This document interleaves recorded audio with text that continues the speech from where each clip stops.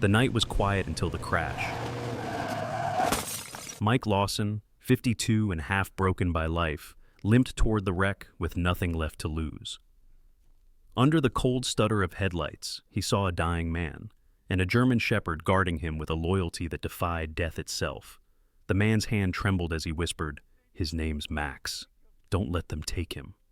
That night, in the freezing dark, a broken roofer was given a reason to live again, and a promise that would change both their lives forever. Before we begin, tell me where you're watching from. And if you still believe miracles find the most ordinary people, make sure you're subscribed. Chapter 1. The man at the end of the road. The wind rolled through the dying town of Millstone, scraping dust across cracked asphalt and rattling the loose siding of forgotten houses. Beneath the flicker of a tired streetlight stood Mike Lawson, 52 years old, shoulders broad but stooped as if he carried invisible lumber everywhere he went. His beard was salt and pepper, unevenly trimmed with a pocket knife, and his skin bore the map of a life spent under sun, rain, and roofing tar. His eyes, gray, cautious, weary, had once belonged to a man who believed in tomorrows. Now, they simply watched the next hour. Mike lived alone in a dented aluminum trailer parked at the far edge of Millstone's industrial graveyard. Once this had been a proud mining town, a place where sweat was currency and the clang of tools was the town anthem.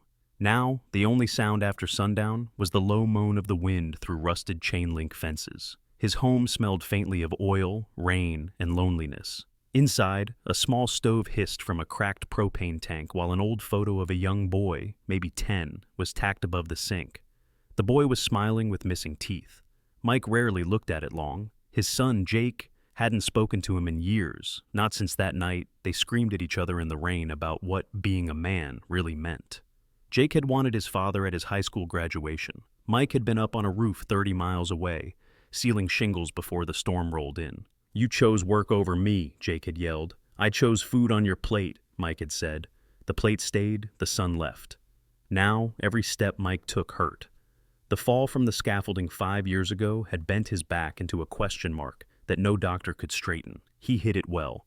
If the young guys at the yard knew how bad it was, they'd stop calling him for day jobs. And without those, the propane would go cold, and winter would chew him down to the bone. That night, the cold was biting early. He had just left the diner, a place run by Sarah Jenkins, a woman in her late 40s with a sharp voice and a kinder heart than she let people see. She was tall and wiry, her blonde hair always tied in a loose bun, her hands chapped from washing too many dishes. She'd slipped Mike a coffee on the house, pretending it was a mistake in the count. She'd grown up here too, and she knew pride when she saw it. "You're walking home in this?" she'd said, wiping the counter. "You want pneumonia to keep you company tonight?" "Got no room for new friends," Mike had muttered, giving her a half smile. It was his kind of joke, half armor, half truth. By the time he reached the corner near the old hardware store, fog had begun to crawl across the road. He heard the hum of an engine, then a screech, a metallic scream, and the thunderclap of collision. Instinct threw him into a run. Down the hill, a pickup truck had slammed sideways into a telephone pole. Steam hissed from the radiator. Mike yanked open the door. Inside was a man in his 60s, bleeding from the temple, breath shallow. His clothes were military neat, flannel tucked, belt tight, boots polished though scuffed from use. In the passenger seat, a German shepherd barked and snapped, defending his fallen master. The animal's fur was sable black, fading to tan, his eyes sharp and full of panic. His chest heaved. He wanted to fight the world. "Easy, boy.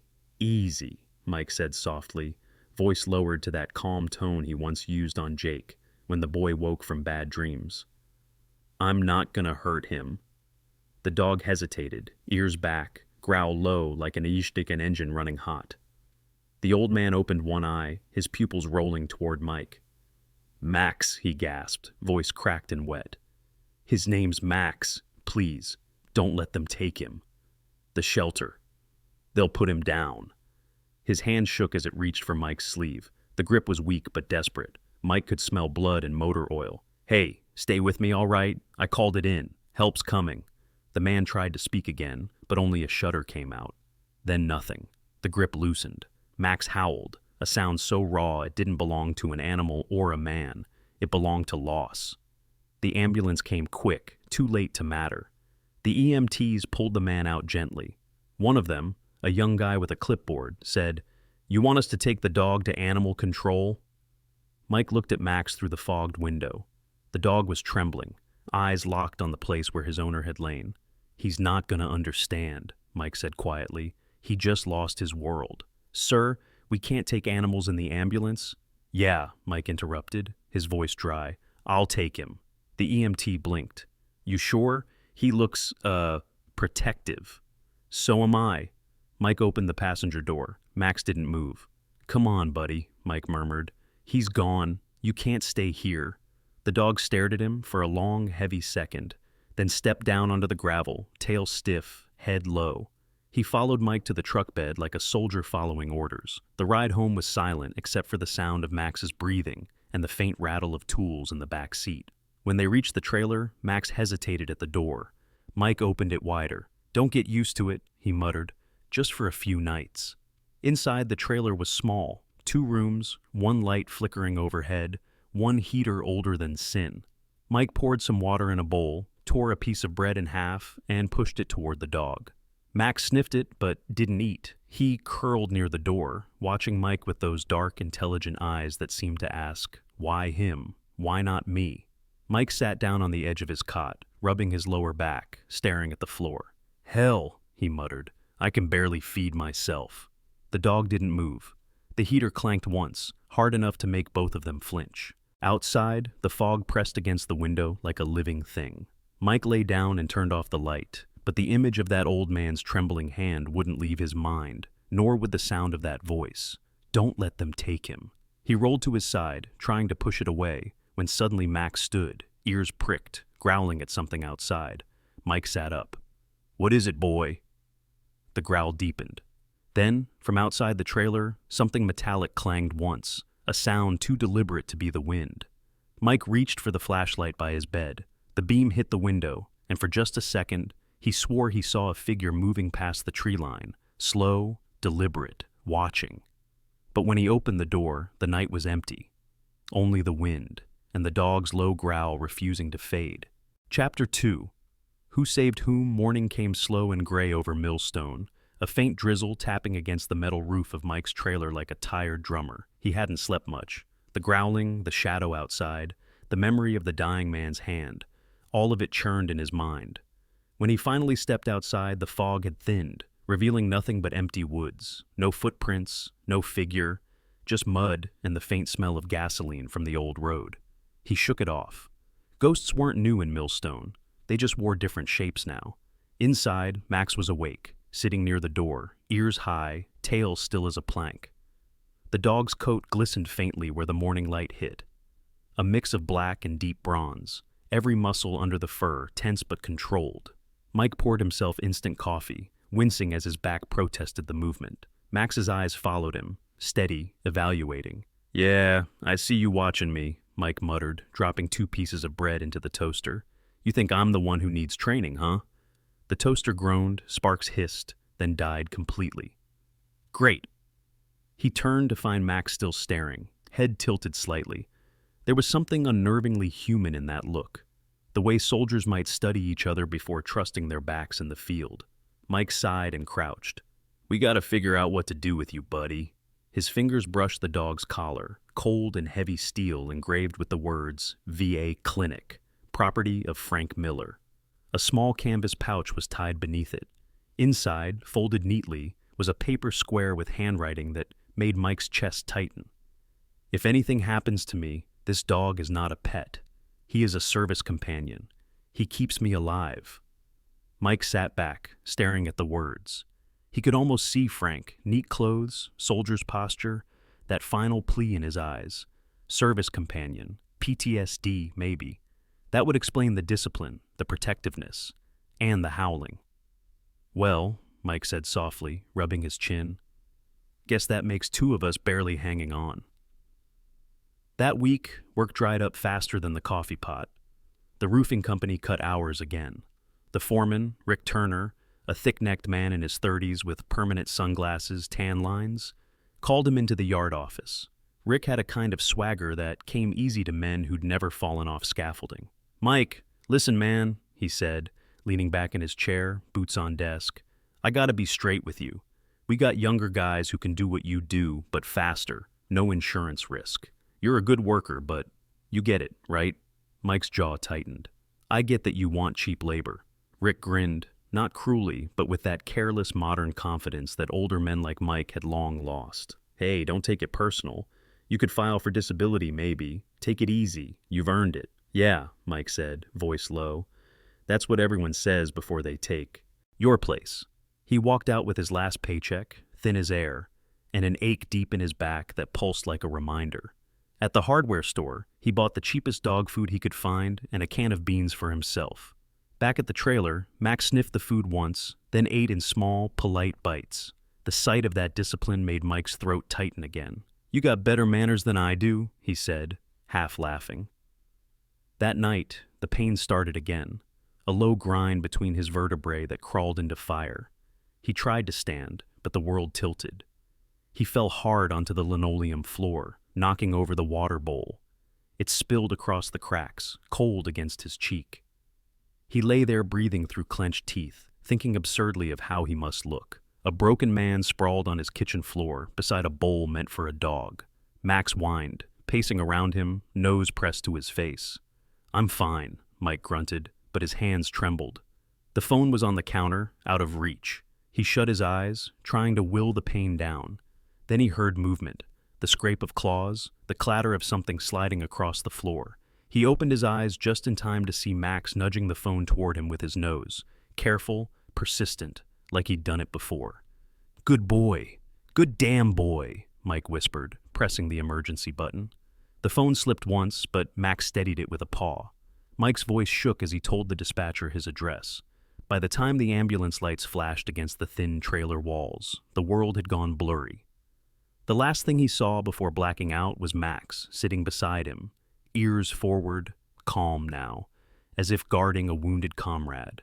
When he woke again, he was in a hospital bed that smelled of antiseptic and resignation.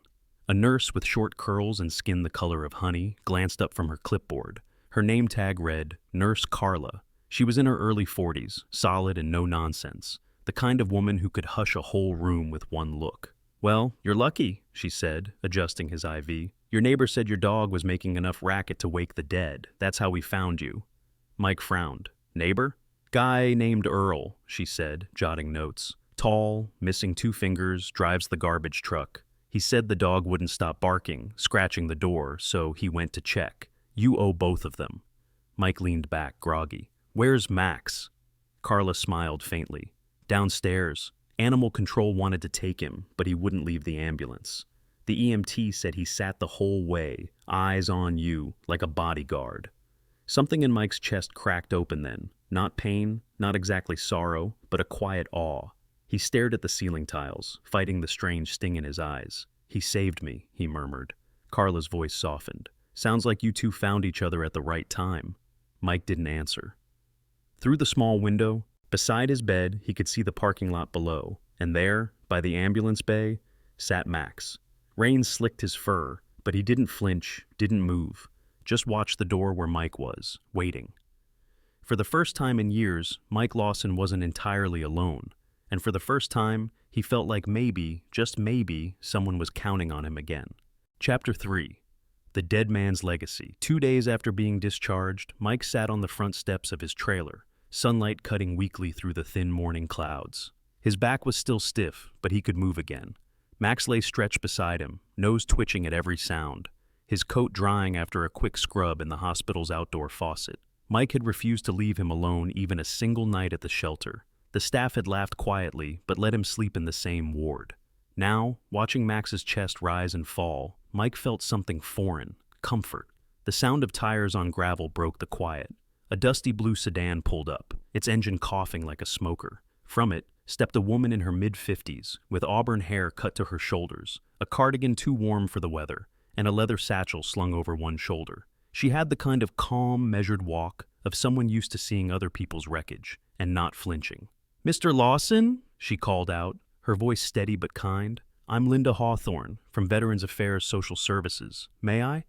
Mike nodded, motioning to the rickety step beside him. If it doesn't collapse under you. She smiled faintly. the lines at the corner of her eyes deepening. "I've sat on worse." She opened her satchel, pulling out a thin folder with neat tabs. "You were listed as the emergency contact for a man named Frank Miller." Mike frowned. "I never met him till that night. He didn't make it." Linda nodded, her tone soft. "I know, I'm sorry. He was one of ours, a former Army engineer, lived alone, never married, volunteered at the VA clinic, repaired homes for seniors. People around here thought of him as a quiet saint." Mike scratched his chin. "Didn't seem like the kind of guy who'd have a guardian angel on file." Linda looked up. "He didn't, but in his final will, well, what little of it he had, he mentioned someone who helped him in his last hour. That would be you." She reached into the folder and drew out a small brown envelope, sealed with tape, the handwriting on it uneven but deliberate, "If I don't make it." On top of the envelope sat a small, rusted key and a card with an address scribbled in fading ink. "Frank wanted you to have this." Mike turned the envelope over, uncertain. "Look, lady, I don't need charity. I just did what anyone would have done." Linda studied him quietly. Her eyes were green, sharp, but not unkind. "Frank didn't believe in charity, Mr. Lawson. He believed in responsibility. You might want to read it before you decide what to call it." After she left, the trailer felt smaller. Mike sat at the little table under the window, the letter resting unopened beside a half-empty mug of instant coffee. Max lay by his boots, tail twitching softly in his sleep. The key glinted faintly under the light. He finally tore the envelope open. The handwriting was tight, pressed deep into the soul. Paper like every word had weight. "If you're reading this, it means I didn't make it. Max has been my right hand for years, my counselor, my reason to stay sober, my friend. I have no family, but I hope you'll consider giving him one. If you keep him, you're legally eligible for the VA's companion program. It'll cover his food and a small stipend for your care. Don't turn your nose up at it. It's not charity. It's paid for by our backs and blood. The key opens my storage at the old Mill Street warehouse.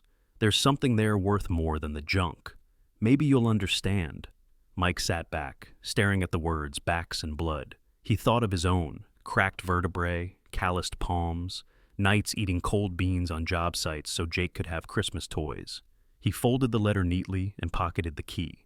By afternoon, he was driving down Mill Street in his dented Ford pickup, Max in the passenger seat, head out the window, tongue flapping in the wind. The warehouse stood near the river, an old brick building with faded signage, Miller & Sons Carpentry, though there were no sons. Mike slid the key into the rusty lock. It turned with a groan. Inside, dust swirled like ghosts in the shafts of sunlight. Rows of wooden shelves lined the space, filled with tools worn smooth from use. Hammers, clamps, hand planes, each hung carefully on hooks labeled in neat handwriting. Against the far wall stood a workbench, and above it, carved into a plank of cedar, were the words, "Home repair by donation only. No seniors left behind." Mike's throat tightened. The air smelled of sawdust and linseed oil, of time.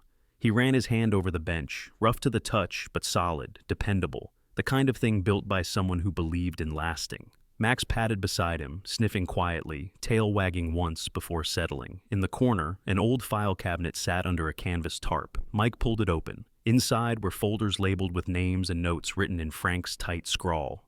"Mrs. Callahan, roof leaking near stove, needs walker ramp. Tommy and Grace, lost furnace last winter, check wiring. Mrs. Edna Lee, door jammed, lives alone, poor eyesight."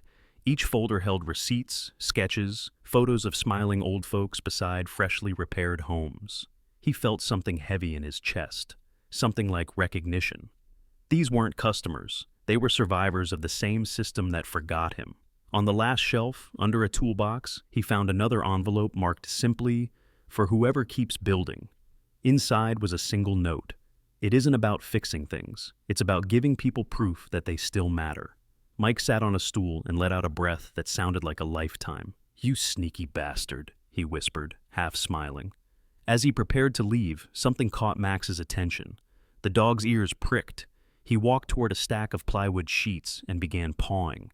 Beneath them, Mike found a small, metal lockbox. It wasn't listed anywhere. The keyhole was different, square, newer. He turned to Max.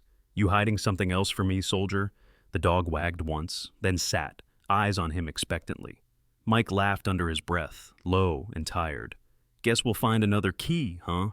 He glanced once more around the workshop. The tools, the names, the smell of labor, and felt the first stirrings of something he hadn't felt in years: purpose. But when he stepped outside, the humor drained. His truck door hung open, glove compartment ransacked. The letter from Frank was gone, and on the ground, pressed into the mud beside the tire tracks, was a single boot print, too small to be his. Chapter 4. Fixing Others, Fixing Himself. The days turned warmer as spring crept over Millstone, bringing the smell of damp earth and wood smoke. Mike started each morning the same way: black coffee, a creak of his back, a pat on Max's head, and a glance at the folded list of names Frank had left him. He kept it in his jacket pocket like scripture. "All right, soldier," he'd mutter to Max. "Let's see who's falling apart today." The first house belonged to Mrs. Irene Johnson, an elderly widow with cloud-white hair and skin as soft as wrinkled paper. She was small, fragile, and spoke with the sort of patience that came from living alone too long. "That porch step's been trying to kill me for 3 years," she said, half laughing as Mike crouched with his toolbox. Her home smelled like lavender and dust. Max lay near the door, tail sweeping lazily, while Mrs. Johnson slipped him a biscuit. "You're a handsome fella," she whispered to him, as though thanking him for bringing help. Mike spent the whole morning mending that step, his back screaming but his heart oddly light. When she tried to pay him, he shook his head. "Just a coffee, ma'am. Maybe another biscuit for the dog." She smiled like he'd given her something priceless. Word spread faster than he imagined. By the end of the week, he was knocking on the door of Mr. Alvarez, a retired factory worker missing 2 fingers, who needed help patching a roof before the next storm. Alvarez was wiry, with sharp eyes and a habit of muttering prayers in Spanish while he worked beside Mike. "You and that dog," Alvarez said, shaking his head. "You fix more than roofs, amigo. You fix people's faith." Mike chuckled, but didn't answer. Everywhere he went, someone offered him a sandwich, a thermos of coffee, or dog treats. The town hadn't seen a man like Frank Miller in years, and now they saw him reborn in Mike. One evening, as he packed his tools, a boy appeared at the edge of the yard, skinny, in an oversized hoodie, maybe 17. His hair was dark and unkempt, his eyes a cautious mix of defiance and hope. "You the guy fixin' stuff for free?" he asked. "That's what they say," Mike replied, wiping sweat from his brow. "You looking for a handout?" The boy shrugged. "Name's Travis. I live 2 trailers down from the diner. My mom says you could use help carrying boards." "I can do that. I don't mind." Mike studied him for a moment. Travis's sneakers were splitting at the sides. His hands were scabbed and raw. A kid used to fending for himself. "You in school?" "Sorta," Travis said. "When I show up." Mike snorted. "Well, if you're gonna skip class, might as well learn something that doesn't get you arrested. Grab that hammer." From that day, Travis tagged along, learning to measure, cut, and steady a ladder. He was fast, clumsy at first, but eager. Mike didn't say it, but the boy reminded him of Jake at 17, reckless, restless, trying too hard to look grown. When Travis cursed, Mike corrected him. When he got lazy, Mike barked. But every time the boy drove a nail straight, Mike nodded once. That was enough. The rhythm of repair became their song. Hammer, saw, laughter. Max followed them everywhere, always alert but calmer now, often lying at Mike's feet while he worked. "You're the foreman," Mike told him. "Make sure the kid doesn't steal the nails." By midsummer, a small miracle was happening. The local hardware store, a cramped shop owned by Donnie McCready, a round man with a booming laugh and red suspenders, started setting aside leftover wood and nails in a bin labeled "For Mike and Max." "It's not charity," Donnie said, clapping Mike on the shoulder. "It's recycling." Mike nodded, but couldn't hide the flicker of gratitude in his eyes. For the first time in years, people waved when he drove by. Then one humid afternoon, while fixing a railing outside a small yellow house, a truck pulled up. Mike heard the engine before he saw it, the low growl of a diesel Chevy. His heart stumbled. He turned, wiping his hands on a rag. The man stepping out was tall, early 30s, short dark hair, the same gray eyes Mike saw in the mirror every morning. Jake Lawson. He looked different, leaner, sharper, his jaw tight as if clenching years of swallowed words. His work clothes were clean, but his expression wasn't. "So," Jake said, crossing his arms, "you're the town's hero now." Mike froze. "Jake?" Jake gestured around. Mom would have laughed, you know. You fixing other people's houses when you couldn't keep ours together. The words hit harder than any fall. Mike's throat went dry. You heard about this from someone? Everyone. Some old lady posted your picture online, said, "Good men still exist." His voice cracked slightly. Where were you when I needed one? Silence stretched. Even Max stayed still, tail down, sensing the weight in the air. Mike finally spoke, voice low. I was on a roof the night you graduated. Hands numb, rain coming sideways.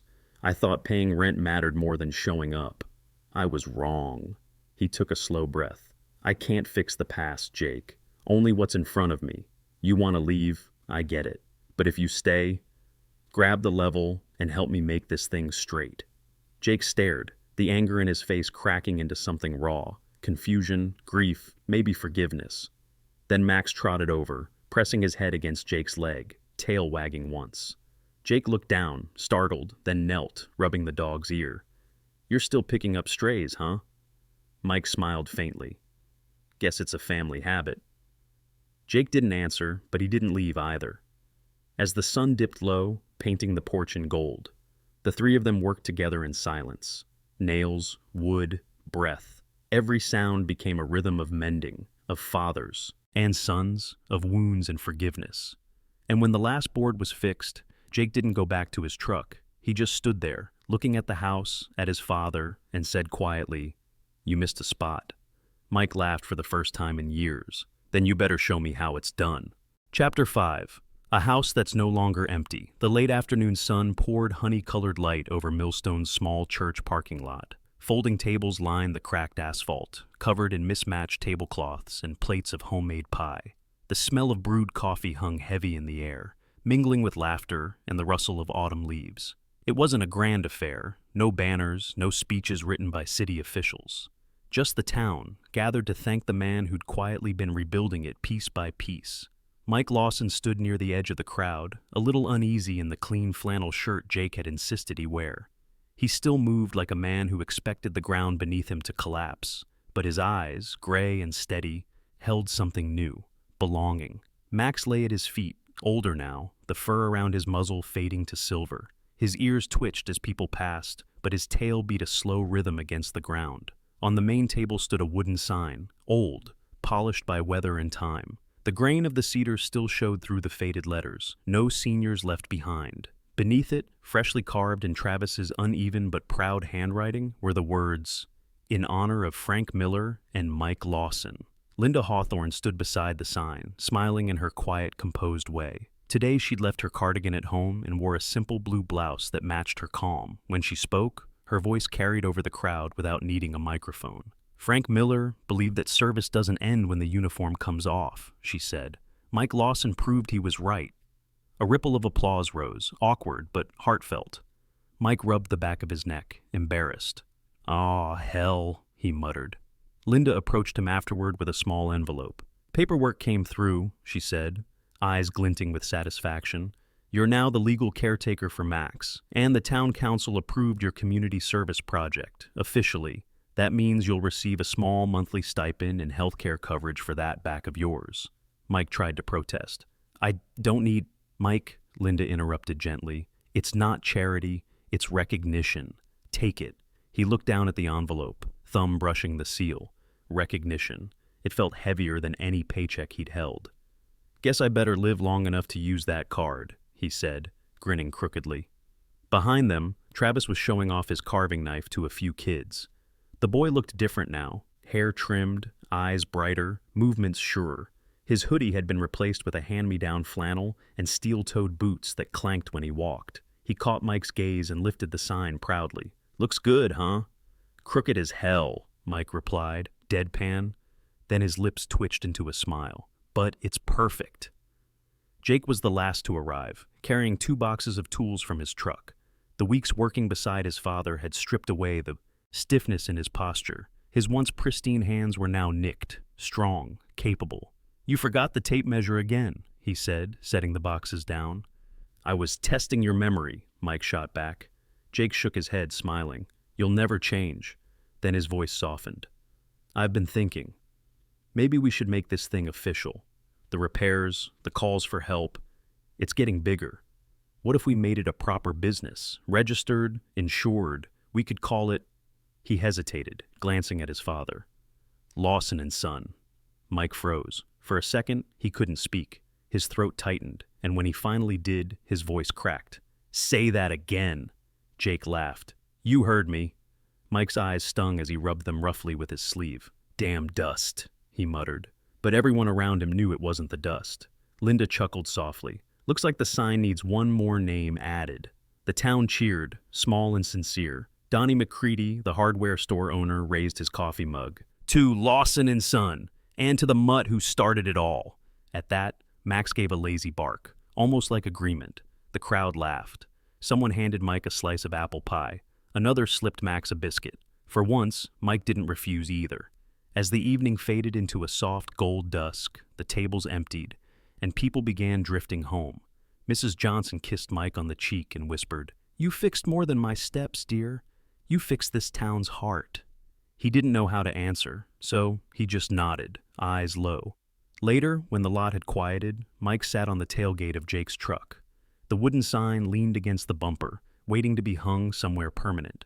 Jake knelt beside a plank, sketching designs for the business logo on a piece of cardboard. Travis was sweeping up paper cups with the quiet diligence of someone proud to belong.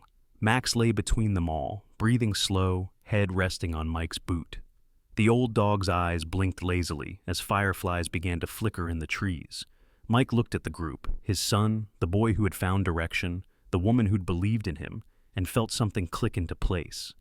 The ache in his back was still there, the fatigue still lingered, but for the first time in years, the space inside him wasn't hollow. He bent down, scratching behind Max's ear.